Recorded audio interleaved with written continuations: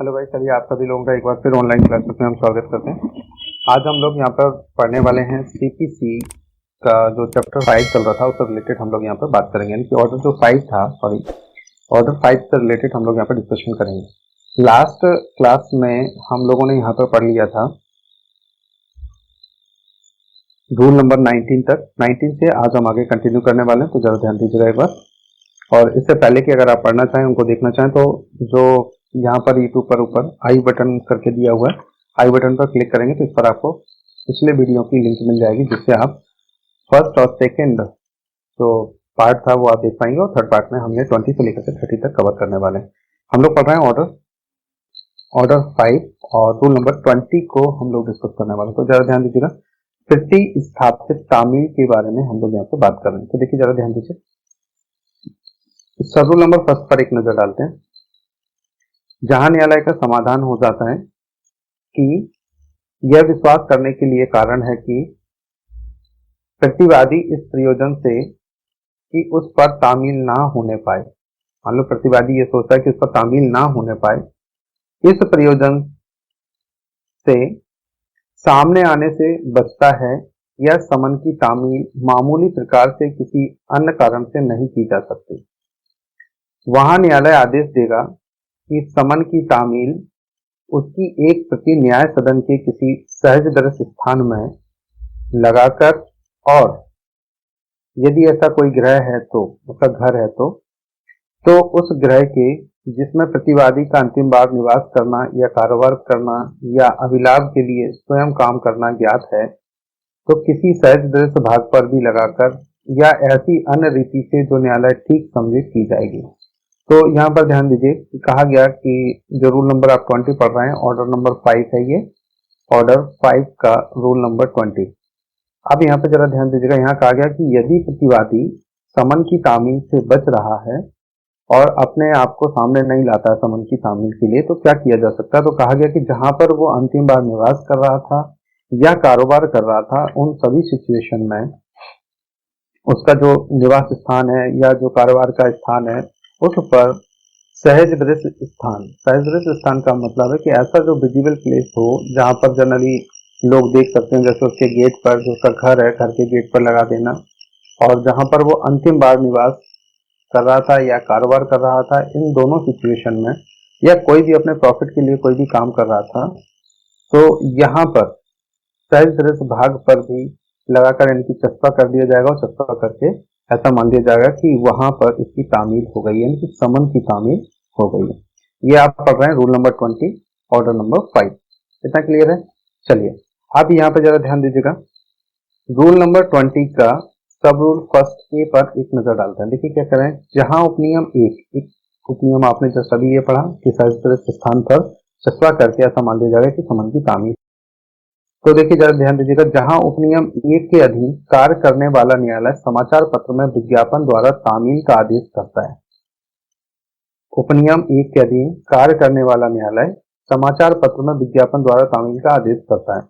कि समाचार पत्र में दे दिया गया कि भाई इनके नाम से एक समन जारी किया गया है और उसकी तामील की गई। तो देखिए जरा ध्यान दीजिएगा, वहां वह समाचार पत्र ऐसा दैनिक समाचार पत्र होगा जिसका परिचालन उस स्थानीय क्षेत्र में होता है, जहां पर वो निवास करता हो या कारोबार करता हो, उस क्षेत्र में वो न्यूज़पेपर वहां पर जाता हो, जिसमें प्रतिवादी का अंतिम बार वास्तव में और स्वेच्छा से निवास करना या कारोबार करना या अभिलाभ के लिए स्वयं काम करना ज्ञात है। तो जिस क्षेत्र में वो निवास करता हो, देखिए 3 टाइप की सिचुएशन बताई गई हैं, जहां पर वो स्वेच्छा से निवास करता हो, कारोबार करता हो या अपने अभिलाभ के लिए स्वयं काम करता हो।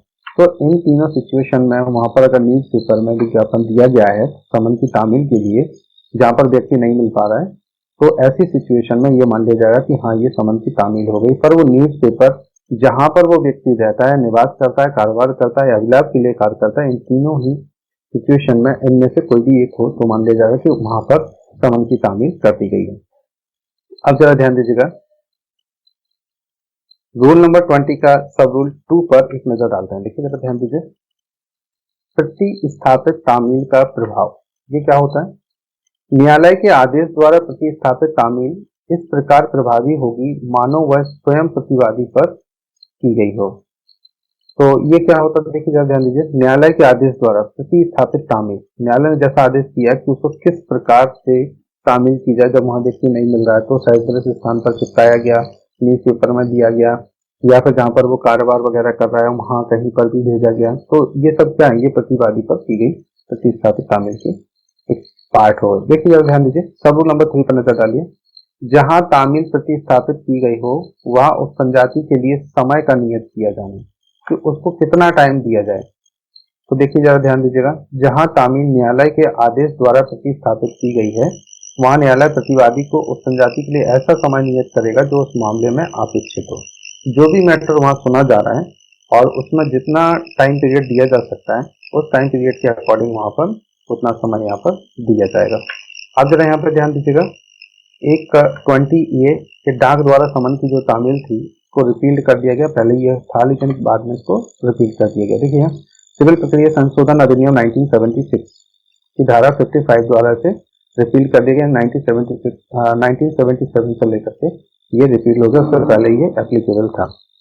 अब यहाँ रूल नंबर 21 पर एक नजर डालिए, जहां आपको समझ नहीं आया वहाँ प्लीज बिल्कुल आप बताइए क्लियरली कि यहाँ समझ नहीं आया। मैडम कोई क्वेश्चन तो नहीं है आपको यहाँ से रिलेटेड? ऑर्डर नंबर 5 आप पढ़ रहे हैं और रूल नंबर आपने पढ़ा 20, ठीक है। इससे रिलेटेड अगर आपको कोई क्वेश्चन हो तो प्लीज बताइएगा। जरा यहाँ पे ध्यान दीजिएगा। नेक्स्ट रूल नंबर हम लोग 21 की तरफ चलते हैं एक बार। देखिए जरा ध्यान दीजिए, जहां प्रतिवादी किसी अन्य न्यायालय की अधिकारता के भीतर निवास करता है वहां समन की तामील कैसे होगी। जो प्रतिवादी है वो किसी अन्य न्यायालय के भीतर निवास करता है, कि जो अधिकारता जुरिडिक्शन है वहां निवास करता है, तो समन की तामील कैसे होगी। देखिए जरा ध्यान दीजिएगा, समन को वह न्यायालय जिसने उसे निकाला है अपने अधिकारियों में से किसी के द्वारा कराया जा सकता है, या डाक द्वारा, या ऐसी कुरियर सेवा द्वारा जो उच्च न्यायालय उसे द्वारा अनुमोदित हो, या फिर फैक्स संदेश द्वारा, या इलेक्ट्रॉनिक डाक सेवा द्वारा, या ऐसे किन्हीं अन्य साधन द्वारा जिसका उपबंध उच्च न्यायालय द्वारा बनाए गए नियमों द्वारा किया जाए। तो देखिए यहाँ पर सभी चीजों को बस इंक्लूड कर दिया गया, या तो उस न्यायालय के अधिकारी जिसने जारी किया है, डाक के द्वारा, कुरियर सेवा के द्वारा, पर कुरियर अनुमोदित होना चाहिए, और या फैक्स के द्वारा भी हो सकता है, इलेक्ट्रॉनिक डाक सेवा ईमेल के द्वारा भी किया जा सकता है, और जैसा उच्च न्यायालय अपने रूल्स में प्रेस्क्राइब करे, विहित करे, जैसे नियम बनाए उसके अनुसार ये किया जा सकता है। अगला जरा ध्यान दीजिएगा, राज्य के भीतर या बाहर ऐसे किसी न्यायालय को भेज सकेगा। राज्य के भीतर जैसे यहाँ पर मान के चलते हैं कि ग्वालियर के कोर्ट ने अगर कोई समन इश्यू किया है और इसे इंदौर में सर्व करना है, तो या तो ऊपर बताए गए तरीकों से किया जा सकता है, डाक के द्वारा या किसी तरीके से, या ग्वालियर का कोर्ट चाहे तो डायरेक्ट इंदौर के कोर्ट को भी सर्व कर देगा। उनको भेज देंगे कि भाई ये आपके क्षेत्र में कोई व्यक्ति रहता है उस तक ये पहुंचाना। अब जो ध्यान दीजिए, लेकिन वो उच्च न्यायालय ना हो जिसकी उस स्थान में अधिकारता है जहां प्रतिवादी निवास करता है, उस कोर्ट को ये दे सकता है। ग्वालियर यानी कि इंदौर आप भेज देंगे, और इंदौर का कोर्ट उसे कैसे ट्रीट करेगा, जैसे इस समन को इंदौर के कोर्ट ने ही जारी किया है, और वो वैसी समन को सर्व कराएंगे जैसे कि वहां के क्षेत्र में वो कराते हैं। चलिए ये था रूल नंबर 21 ऑर्डर नंबर 5 का। अब जरा यहाँ पे ध्यान दीजिएगा, रूल नंबर 22 पर एक नजर डालते हैं। बाहर के न्यायालयों द्वारा निकाले गए समन की प्रेसिडेंसी नगरों में तामील। बाहर के न्यायालय द्वारा निकाले गए हैं और जो प्रेसिडेंसी नगर हैं वहां पर उनकी तामील कैसे होगी। तो देखिए जरा ध्यान दीजिएगा, यहाँ पर कहा गया कि जहां कलकत्ता, मद्रास और मुंबई नगरों की सीमाओं से परे स्थापित किसी न्यायालय द्वारा निकाले गए समन की तामील ऐसी सीमाओं में से किसी सीमा के भीतर की जानी है, वहां वह उस लघुवाद न्यायालय को भेजा जाएगा जिसकी अधिकारता के भीतर उसकी तामील की जानी है। तो बस इस लाइन को थोड़ा सा कर लीजिएगा कि अगर कभी ऐसे प्रेसिडेंसी से रिलेटेड कोई क्वेश्चन आता है तो आप यहाँ पर इसका आंसर लिख पाए, केवल बस ये लाइन आपको आ सकती है। तो थोड़ा सा क्वेश्चन की पॉइंट ऑफ व्यू से देख लीजिए, और रूल नंबर आप पढ़ रहे हैं 22। नेक्स्ट जरा हम लोग यहाँ पे ध्यान देते हैं,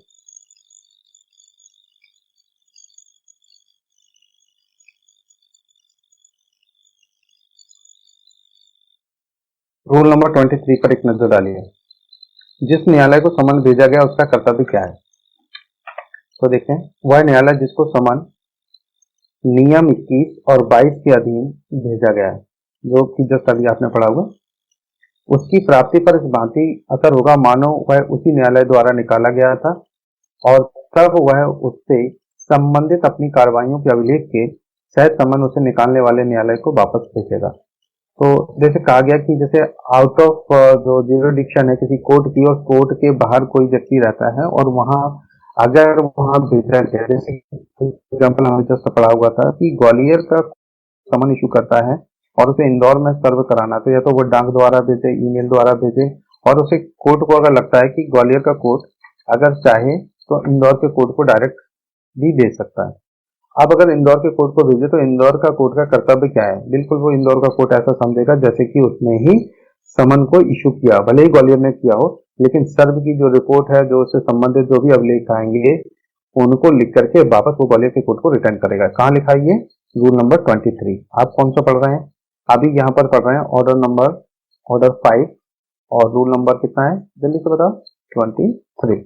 तो 23 के अकॉर्डिंग ये ऐसा है, तो 23 में ही ऐसा लिखा, रूल नंबर 23 में, कि जिस कोर्ट को भेजा गया वो ऐसे ही समझेगा जैसे कि उसी ने उसे जारी किया हो। रूल नंबर 24 पर एक नजर डालिए। कारागार में प्रतिवादी पर तामील। अगर कोई व्यक्ति जेल में बंद है तो वहां पर तामील कैसे होगी? तो देखें जरा, ध्यान दीजिए। आप पढ़ रहे हैं रूल नंबर 24, ऑर्डर कितना है?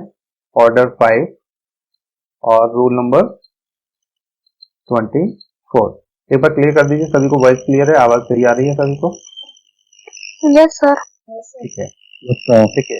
जहां प्रतिवादी कारागार में परिरुद्ध है, कोई भी प्रतिवादी जो जेल में बंद है, तो वहां समन कैसे भेजा जाएगा? वहां समन कारागार के भार साधक अधिकारी को प्रतिवादी पर तामील के लिए परिदत्त किया जाएगा। तो कहा गया कि जहां प्रतिवादी कारागार में परिरुद्ध है, वहां समन कारागार के भार साधक अधिकारी को प्रतिवादी पर तामील के लिए परिदत्त किया जाएगा। तो वहां का भार साधक अधिकारी कौन होता है? जेल में जो भी जेल का सुपरिटेंडेंट वगैरह जो भी बनाया गया है, जो जेलर बनाया गया, उस व्यक्ति को वहां भेजा जाएगा, फिर वहां से वो उसको सर्व कराएगा। तो वहां के जो भार साधक अधिकारी है, उनको जिसके पास चार्ज हो। अब जरा ध्यान दीजिएगा, डाक द्वारा या ऐसी कुरियर सेवा द्वारा जो उच्च न्यायालय द्वारा अनुमोदित हो, फैक्स संदेश द्वारा या इलेक्ट्रॉनिक डाक सेवा द्वारा या किसी अन्य साधन द्वारा जिसका उपबंध उच्च न्यायालय द्वारा बनाए गए नियमों द्वारा किया जाए, भेजा जाएगा।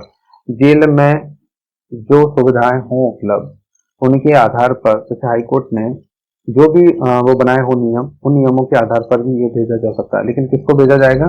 जेल में अंदर जाके तो सब करने के लिए जाएगा नहीं, वो अधिकारी को बाहर दिया गया है या समन दिया गया है यहाँ पर, तो कारागार का जो भार साधक अधिकारी है उस तक पहुंचा दिया जाएगा और उसकी रिसीविंग ही मान्य हो जाती है कि हाँ उस व्यक्ति तक ये पहुंच गया है। और फिर जो यहाँ पर समन है वो भार साधक अधिकारी उस व्यक्ति को देगा जो कारागार में बंद है। रूल नंबर 25 पर एक बार नजर डालिए। आप पढ़ रहे हैं ऑर्डर नंबर 5, रूल नंबर 25 पर एक नजर डालते हैं। देखिए, वहां तामील जहां प्रतिवादी भारत के बाहर निवास करता है, तो भारत में नहीं है, भारत के बाहर निवास कर रहा है और उसका कोई अभिकर्ता नहीं है, उसका कोई एजेंट भी नहीं है, तो वहां क्या होगा? ये रूल नंबर 25 के अकॉर्डिंग जरा ध्यान दीजिएगा। जहां प्रतिवादी भारत के बाहर निवास करता है और उसका भारत में ऐसा कोई अभिकर्ता नहीं है, कोई एजेंट भी नहीं है जो तामील प्रतिगृहित करने के लिए सशक्त है, वहां यदि ऐसे स्थान और उस स्थान के बीच जहां न्यायालय स्थित है डाक द्वारा संचार है, तो समन उस प्रतिवादी को उस स्थान के पते पर जहां वह निवास कर रहा है या डाक द्वारा या ऐसी कुरियर सेवा द्वारा जो उच्च न्यायालय द्वारा अनुमोदित हो, मतलब हाईकोर्ट के द्वारा अनुमोदित होना चाहिए, फैक्स संदेश द्वारा या इलेक्ट्रॉनिक डाक सेवा द्वारा या किसी अन्य साधन द्वारा जिसका उपबंध उच्च न्यायालय द्वारा बनाए गए नियमों द्वारा किया जाए। लगभग एक जैसे ही, अगर डाक की फैसिलिटी है तो डाक द्वारा उस पर समन की तामील की जा सकती है। पर यहाँ जरा ध्यान दीजिएगा, परंतु में क्या क्या बोल रही है, परंतु पर एक नजर डालते हैं। परंतु जहां ऐसा प्रतिवादी कहाँ रह रहा हो, बांग्लादेश, पाकिस्तान में निवास करता है, दो चीजें देखो, पाकिस्तान और बांग्लादेश। अब यहाँ पर कहा गया कि वहां समन उसकी एक प्रति के सहित प्रतिवादी पर तामील के लिए उस देश के किसी ऐसे न्यायालय को भेजा जा सकेगा जो उच्च न्यायालय ना हो। तो उस देश के किसी न्यायालय को, क्योंकि यहाँ जैसे बांग्लादेश को और पाकिस्तान में अगर कोई निवास करता है तो उनके लिए विशेष फैसिलिटी की गई कि जो उसको तामील के लिए उस देश के किसी ऐसे न्यायालय को भेजा जा सकेगा जिसकी उस स्थान में अधिकारता है जहां प्रतिवादी निवास करता है, केवल दो देशों के लिए। कौन कौन से हैं ये? देखो जरा, एक तो बांग्लादेश की बात कर रहे हैं और दूसरा पाकिस्तान की बात कर रहे हैं। फिर अगला जरा ध्यान दीजिएगा, परंतु, नेक्स्ट परंतु वाला। परंतु यह और कि जहां ऐसा कोई प्रतिवादी बांग्लादेश या पाकिस्तान में का कोई लोक अधिकारी है जो यथास्थिति बांग्लादेश या पाकिस्तान की सेना, नौसेना या वायुसेना का नहीं है। किसका? वहां पर लोक अधिकारी तो पब्लिक सर्वेंट तो है, लेकिन वो ना तो पाकिस्तान की सेना का है, नौसेना या वायुसेना का नहीं है, या उस देश में की रेल कंपनी या स्थानीय प्राधिकार का सेवक है, वहां समन उसकी एक प्रति के सहित उस प्रतिवादी पर तामील के लिए उस देश के ऐसे अधिकारी या प्राधिकारी को भेजा जा सकेगा जिसे केंद्र की सरकार राज्य पत्र में अधिसूचना द्वारा निम्नलिखित निर्दिष्ट करें। तो इसका मतलब आपको समझ आया क्या कह रहे हैं ये परंतु में? देखो जरा क्या कह रहे हैं, परंतु जहां की कोई प्रतिवादी बांग्लादेश का या पाकिस्तान में कोई लोक अधिकारी है, और कौन नहीं होना चाहिए? जो यथास्थिति बांग्लादेश या पाकिस्तान की सेना, नौसेना इनमें से नहीं है। अगर इनमें से होता तो कैसे होता? तो देखिए, पहली चीज ये समझिए कि जो लोग बांग्लादेश में रह रहे हैं सेना को छोड़ देते हैं हम, ठीक है, पाकिस्तान में रह रहे हैं सेना को छोड़ दीजिए, और उस देश में कि कोई रेल कंपनी का है या स्थानीय प्राधिकारी का सेवक है, तो वहां समन उसकी 1% कैसे उस प्रतिवादी पर तामील के लिए उस देश के ऐसे अधिकारी या प्राधिकारी को भेजा जाएगा जिसे केंद्रीय सरकार इस पर्पस के लिए घोषित करे और उसे राजपत्र में अधिसूचना द्वारा निकाले कि इनके नाम दिए गए इन लोगों को ये भेजा जा सकता है पाकिस्तान में। अब यहाँ पर बात कर रहे हैं कि परंतु सेना या वैसे हैं तो इनके लिए ये केंद्रीय सरकार वाला मैटर नहीं है, उनको आप डायरेक्टली ऐसे भेज सकते हैं। कैसे? वहां के न्यायालय को, जैसे इसमें लिखा है। देखिए, जो व्यक्ति बांग्लादेश या उसमें निवास करता है, नॉर्मल व्यक्ति, तो वहां के न्यायालय को भेजा जा सकता है। पर ये सेना से रिलेटेड अगर नहीं है तो फिर वो केंद्र सरकार के द्वारा, और सेना से रिलेटेड है तो फिर ये कैसे जाएगा? बताओ जल्दी से, समझ आया क्या ये? कंचन मैडम?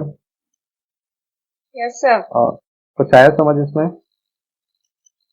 सर इसमें हमको तो इतना ही समझ में आ रहा है कि अगर प्रतिवादी बांग्लादेश या पाकिस्तान का है जो कि एक पब्लिक ऑफिसर है, और अगर वो पब्लिक ऑफिसर है और किसी ये सेना से रिलेटेड है, जैसे वायुसेना और नौसेना से रिलेटेड है, तो या आर्मी से रिलेटेड है, तो उसके ऊपर इस तरीके से तामील नहीं की जाएगी। बिल्कुल, आप सही समझ रहे हैं इसको। तो देखिए, यहाँ पे जो कहा गया समझिए, देखिए, बांग्लादेश पाकिस्तान का कोई लोक अधिकारी है और जो यथास्थिति बांग्लादेश या पाकिस्तान की सेना, वायुसेना का नहीं है। अगर सेना का नहीं है तो फिर किन पर होगा? तो फिर केंद्र सरकार के अकॉर्डिंग जो अधिसूचना द्वारा।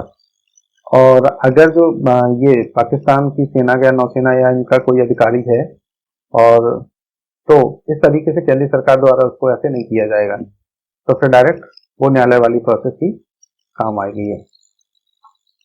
चलिए नेक्स्ट जरा हम आगे ध्यान देते हैं। रूल नंबर 26 पर एक नजर डाल लीजिए।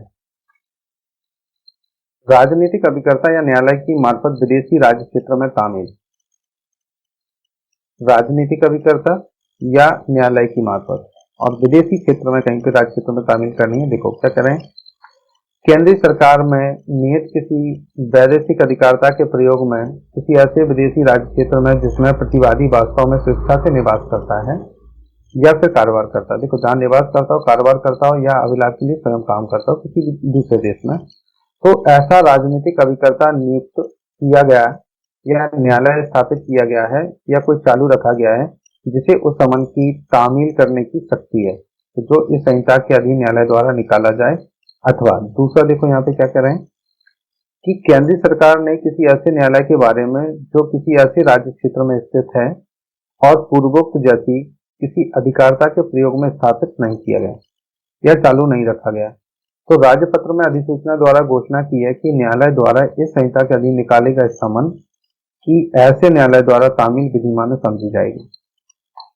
अब यहाँ पर थोड़ा सा समझिए, इन दोनों पार्टों को मिलाकर के ये तीसरा पार्ट भी आपको थोड़ा सा पढ़ना। देखिए जरा यहाँ पे क्या करें, वहां समन ऐसे राजनीतिक अभिकर्ता या न्यायालय के प्रतिवादी पर तामील किए जाने के प्रयोजन के लिए डाक द्वारा, पहला कैसे कर सकते हैं, डाक द्वारा हो सकती है, या अन्यथा, या यदि केंद्र सरकार द्वारा इस प्रकार निर्देश दिया जाए तो उस सरकार के विदेशी मामलों से संबंधित मंत्रालय की मार्फत।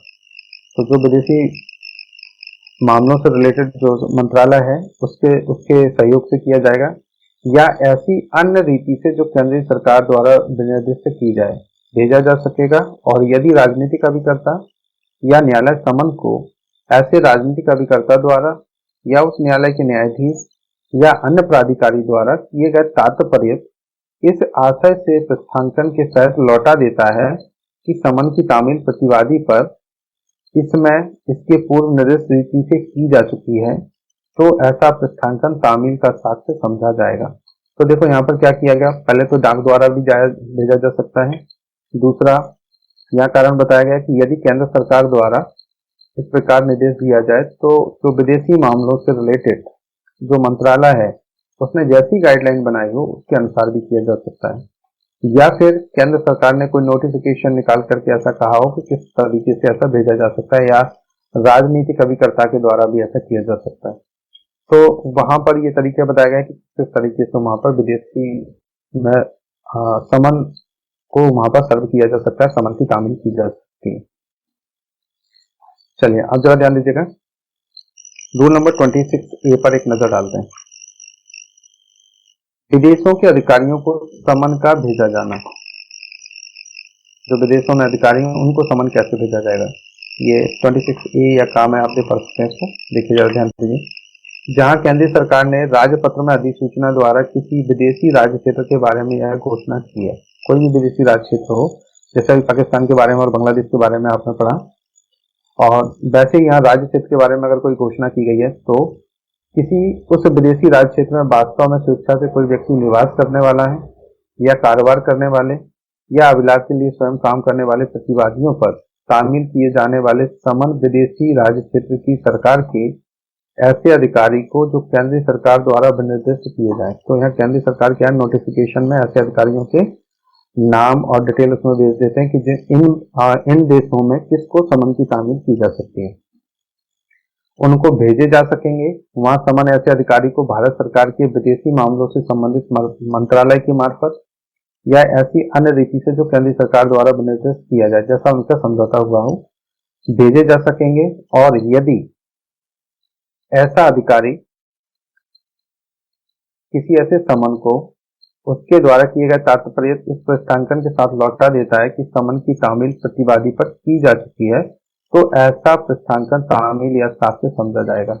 तो जो समन वहां पर भेजा गया है और उस व्यक्ति पर जो प्रतिवादी है उस व्यक्ति पर तामील हो गई है और वो ऐसा स्टेटमेंट वो अधिकारी अगर लिख के दे दे तो ये वैलिड होगा कि हाँ उस पर समन की तामील हो चुकी है। रूल नंबर 27 पर एक नजर डालिए।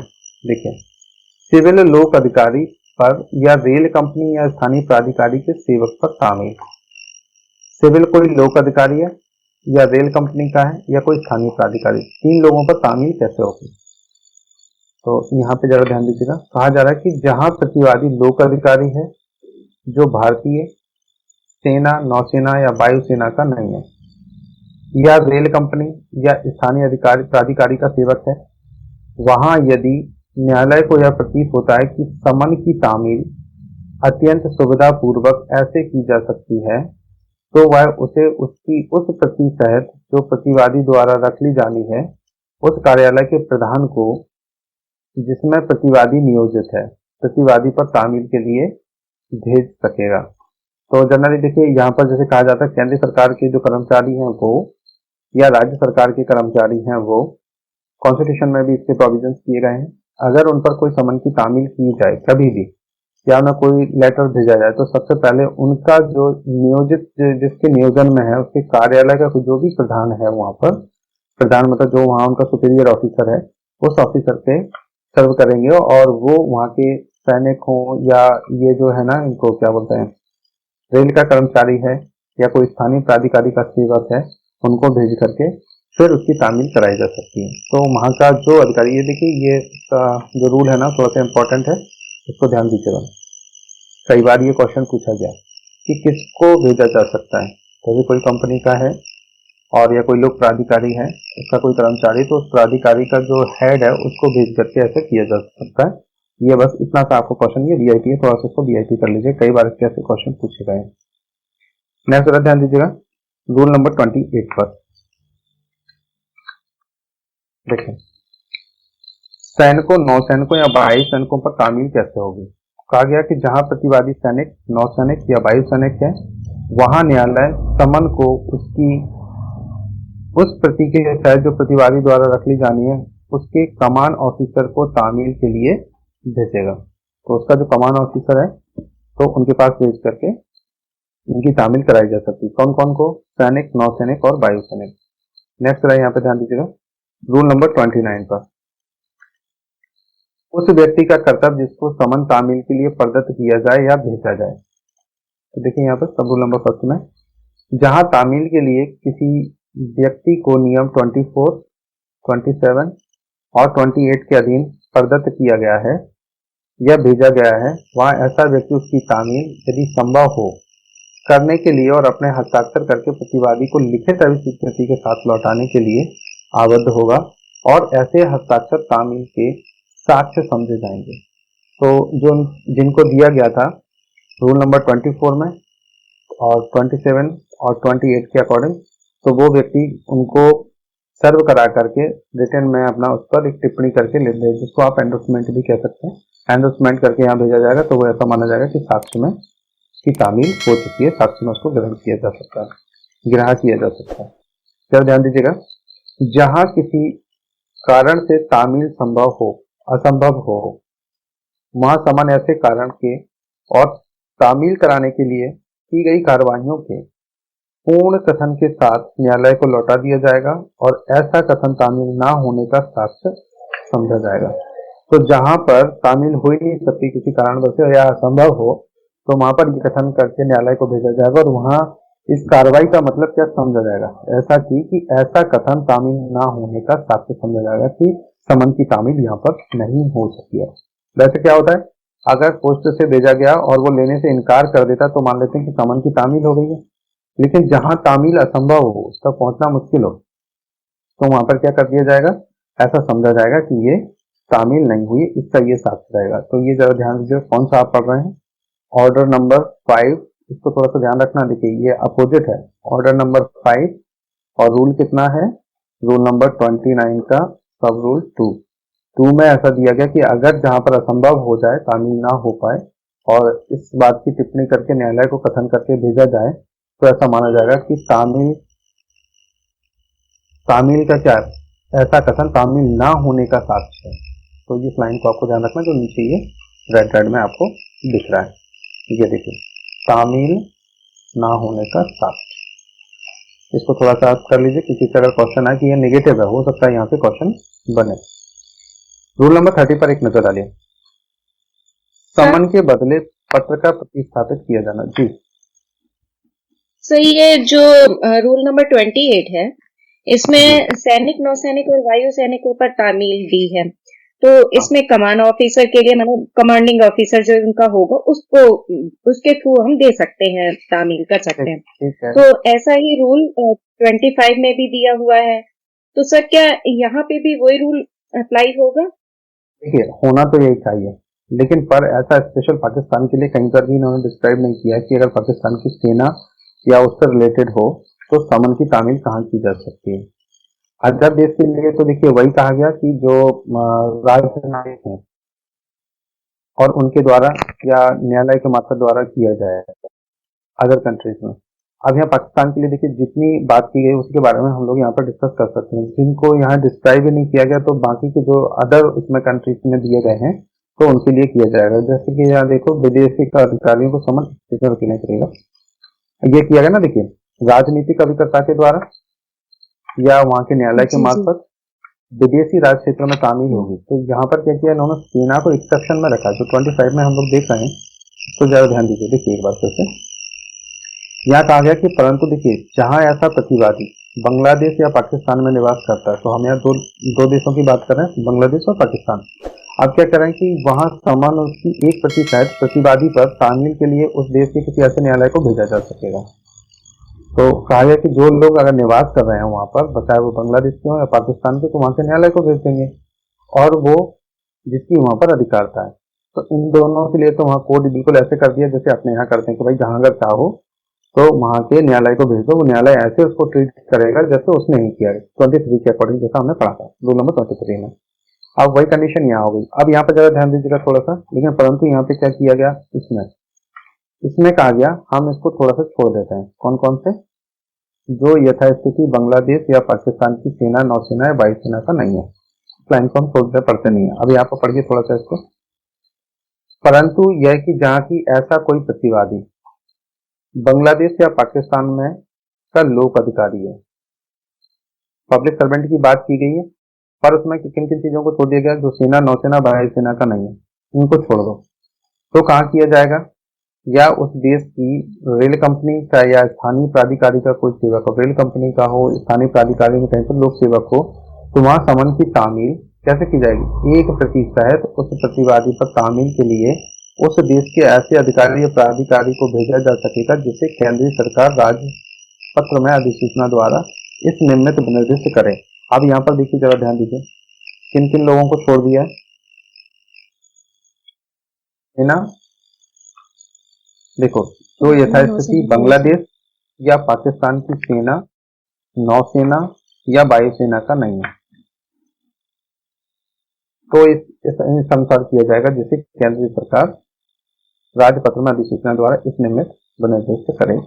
तो वहां के केंद्रीय अधिकारी को, बाकी के लिए उन्होंने क्या किया भाई, वहां पर न्यायालय को भेजा जा सकता है अगर वो वहां निवास कर रहा है, पर यहाँ सेना, नौसेना के बारे में बात नहीं की गई कि इन लोगों पर ऐसे नहीं शामिल हो पाएगी।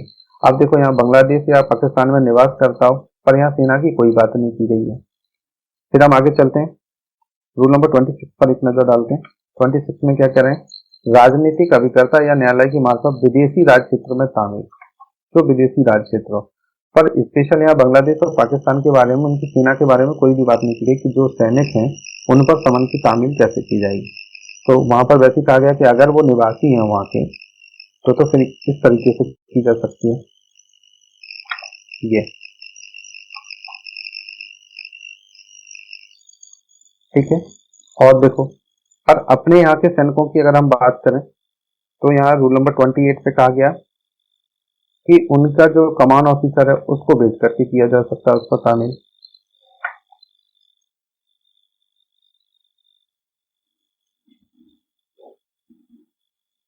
अब बताइए मैडम, क्या कहना चाहते हैं? क्लियर हो गया, ये अपने देश के लिए है 28 वाला, और वो बांग्लादेश और पाकिस्तान के लिए है, तो वहाँ की सेंट्रल गवर्नमेंट के हिसाब से सैनिकों, नौ सैनिकों या वायु सैनिकों पर तामील से संबंधित बात कर रहे हैं। तो देखो, इसमें अगर ये बच्चों, ये जैसे अदर कंट्रीज की अगर हम बात करें, इसमें पाकिस्तान का बस कहीं पर भी नाम नहीं लिखा है, ना पाकिस्तान को स्पेशल कुछ बनाया गया, पर पाकिस्तान से संबंधित केवल 25 में ही प्रोविजन किए गए। इसकी और डिटेल हम लोग देख लेंगे, लेकिन यहाँ पे जो भी सैनिक, नौसैनिक से रिलेटेड जो भी है ये, तो इस बैरेट के अनुसार तो यही दिख रहा है कि यहाँ पर नौसैनिक हो, वायु सैनिक हो, या फिर कोई और। एक सेकेंड ऑनलाइन पर रहेगा, 4 नंबर पॉइंट में यहाँ क्या कर रहे हैं।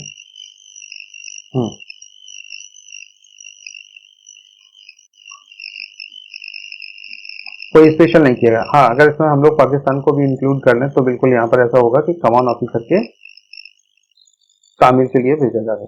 इसकी डिटेल और हम पाकिस्तान और बांग्लादेश से रिलेटेड देख लेते हैं, और फिर इसके बाद हम इसे नेक्स्ट क्लास में डिस्कस करेंगे। चलिए, रूल नंबर 30 पर एक नजर डालें हम लोग। हेलो, आवाज आ रही है आप लोगों को? ठीक है, चलिए जरा ध्यान दीजिए। समन के बदले पत्र का प्रतिस्थापित किया जाना। क्या समन के बदले किसी को लेटर भी भेजा जा सकता है? तो सब रूल नंबर 1 पर एक नजर डालिए।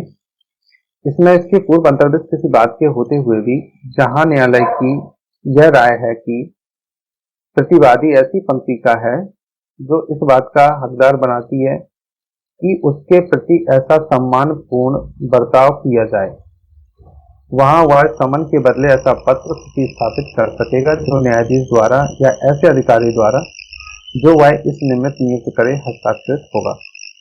तो देखिए, कई जगह देखा गया कि अगर कोई व्यक्ति ऐसा है और प्रतिवादी इस कैटेगरी का है, कि उसे समन ना भेज करके पत्र भेजा जाए, जैसे राज्यपाल या कोई भी हो, तो इनको वैसे कोर्ट में उपस्थित होने की आवश्यकता नहीं होती है।